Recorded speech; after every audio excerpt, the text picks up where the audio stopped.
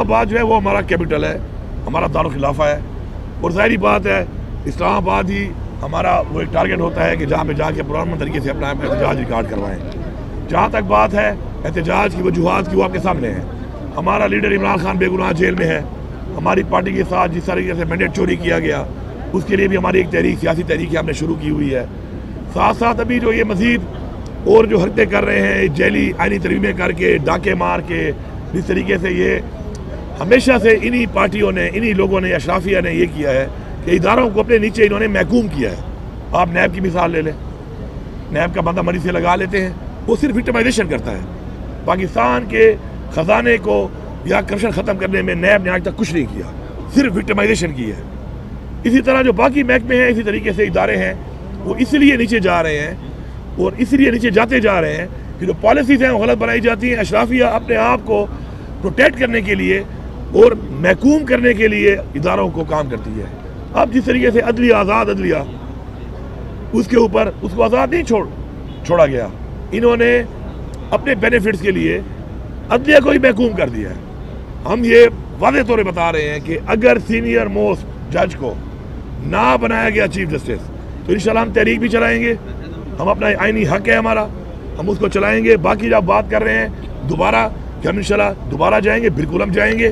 پہلے عمران خان صاحب کے احکامات تھے کہ ہم نے جا کے ڈی چوک کے اوپر احتجاج ریکارڈ کرنا ہے، ہم وہاں پہ پہنچے، ہم نے بتایا کہ فسطائیت، جبر، زور، ہم پرامن طریقے سے ہم نے احتجاج کرنا تھا۔ انہوں نے ہمارے پہ جبر، فسطائیت، جو کچھ کیا راستے میں پوری قوم نے دیکھا ہے۔ اتنے بڑے بڑے کھڈے، container, bullets, street firing, rubber bullets, 12 bore کے بلیٹس، لوگوں کو زخمی کیا، لیکن جذبے کو کوئی نہیں ہرا سکتا، جذبے کو کوئی شکست نہیں دے سکتا۔ ہم نے کیا، ہم نے بتایا کہ ہم آ سکتے ہیں، اور ہم نے یہ بھی بتایا کہ ہم پرامن ہیں۔ ہم آگے نہیں گئے اور ہم نے وہ نہیں کیا جس سے کہ نقصان ہو کسی بھی طرف، کیونکہ اس طرف بھی ہمارے بچے ہیں، ان کو ہی پروٹیکٹ کرنا ہمارا فرض ہے۔ اس طرف بھی چاہے پولیس ہے، چاہے رینجر ہے، چاہے آرمی ہے، وہ بھی ہمارے لوگ ہیں، ہماری قوم کے بچے ہیں۔ لیکن ان کو یہ سوچنا چاہیے فیصلہ سازوں کو کہ یہ اس طریقے سے جو حکومت کی مشینری کو، حکومت کے اداروں کو، حکومت کی فورسز کو گھرتے لوگوں پہ استعمال کر رہے ہیں، کیا ان کو یہ زیب دیتا ہے؟ یا کیا پاکستان کے آئین میں گنجائش ہے اس کی؟ تو اگر یہ آئین کو توڑیں گے بار بار اس طریقے سے جبر کر کے سمجھتے ہیں پیچھے ہٹ جائیں گے، پیچھے نہیں ہٹیں گے انشاءاللہ۔ اس دفعہ جو پلان ہو رہا ہے اور جو پلان میں کر رہا ہوں انشاءاللہ، تو پاکستان کے ہر کونے سے، آزاد کشمیر سے اور گلگت بلتستان سے، ہر جگہ سے لوگ نکلیں گے، اور جہاں تک وہ پہنچ سکتے ہیں، جتنا بھی وہ مقابلہ کر کے جہاں تک آگے آ سکتے ہیں وہ آتے جائیں گے، اور جہاں پر بھی رکاوٹ ایسی ہوگی کہ نہیں ٹوٹ سکتی اس کا وہ مقابلہ کرتے رہیں گے، پیچھے سے اور لوگ آتے رہیں گے۔ انشاءاللہ پورے پاکستان کو ہم بلاک کریں گے۔ اگر ہمارے جائز مطالبے عمران خان کو رہا نہ کیا گیا، اگر ہمارا مینڈیٹ ہمیں واپس نہ کیا گیا، تو ہم اس کے بعد ایک فائنل کال جو ہوگی ہماری، وہ کہتے ہیں نا کہ فائنل کال کا مطلب یہ ہے ڈو اور ڈائی، آر یا پار ہوگا پھر، اور آر یا پار میں انشاءاللہ یہ پورا ملک بند ہوگا، اور ہمارے عوام میں جذبہ بھی ہے، ہماری عوام بہادر بھی ہے، اور انشاءاللہ ہماری عوام جو ہے پورے پاکستان سے آ کر انشاءاللہ یہ ٹارگٹ اچیو کرے گی، اور انشاءاللہ ہم اس حکومت کا تختہ الٹنے تک پھر تحریک جاری رکھیں گے۔ جہاد، آپ نے قرآن نہیں پڑھا؟ جہاد کیا ہوتا ہے؟ ہمیں قرآن میں حکم ہے جہاد کا، اور قرآن میں جب ہمیں حکم آیا ہے تو اس کے مطابق ہمارا فرض بنتا ہے کہ ہم قرآن کے حکم کے عمل پیرا ہوں، اور انشاءاللہ ہم تیار ہیں اس کے لیے۔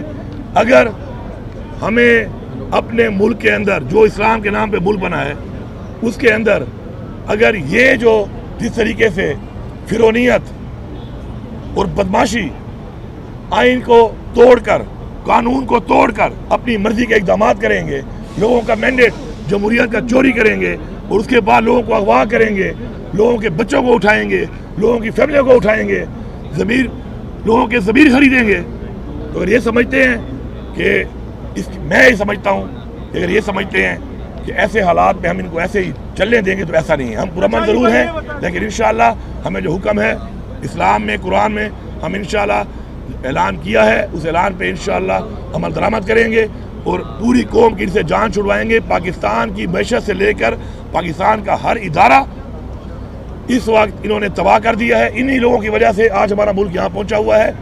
آپ عمران خان کے ٹائم میں دیکھیں دہشت گردی کہاں تھی، ختم ہو گئی تھی۔ جیسے عمران خان کو انہوں نے سازش سے ہٹایا، اس کے بعد دہشت گردی نے جنم لیا۔ اس سے نقصان کس کا ہو رہا ہے؟ پاکستان کا ہو رہا ہے۔ ان کو پاکستان کی پرواہ ہی نہیں ہے، ان کا پاکستان میں ہے ہی کچھ نہیں۔ سارا پیسہ ان کا باہر پڑا ہے، انہوں نے بھاگ جانا ہے، ایک یہاں پہ اسکول پہ رواج بنا ہوا ہے مال لوٹو اور باہر نکل جاؤ، لیکن ہم نے یہاں پہ رہنا ہے، ہمارے بچوں نے یہاں پہ رہنا ہے. ہمارا لیڈر عمران خان جو ہے وہ کہتا ہے کہ میں پاکستان میں ہی رہوں گا اور پاکستان ہی ہمارا سب کچھ ہے، تو ہم اس پاکستان کے اوپر کمپرومائز نہیں کریں گے. انشاءاللہ ہم ہر حد تک جائیں گے، ہمیں جانے بھی دینی پڑی انشاءاللہ ہم جانے دیں گے، لیکن ہم ان کو بتا رہے ہیں فیصلہ سازوں کو کہ یہ نوبت نہ آنے دو، اپنے فیصلے ٹھیک کرو. اور یہ جس طریقے سے آپ کر رہے ہو، یہ جو آپ جس طریقے سے رویہ اختیار کر کے بیٹھے ہو، اگر آپ یہ سمجھتے ہو کہ یہ راستہ اپنے گھر کی طرف آپ دکھا رہے ہو، آپ کا گھر بھی سیف نہیں ہے.